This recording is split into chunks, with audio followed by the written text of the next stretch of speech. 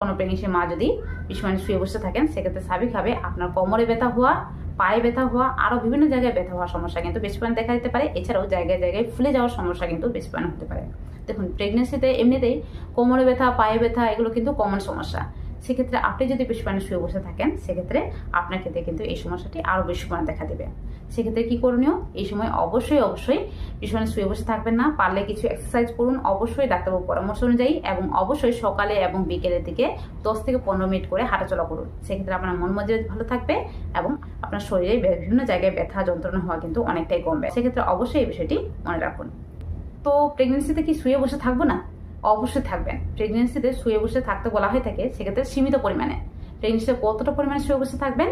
প্রেগনেন্সিতে সাধারণত রাতের বেলার দিকে 8 থেকে 9 ঘন্টা অবশ্যই ঘুমন, এবং দিনের বেলা 1 থেকে 2 ঘন্টা অবশ্যই রেস্ট নিন। সেক্ষেত্রে এর থেকে বেশি কখনোই রেস্ট নিতে যাবেন না। সেক্ষেত্রে আপনার বাচ্চার ক্ষেত্রে ক্ষতি এবং আপনার ক্ষেত্রে ক্ষতি হতে পারে।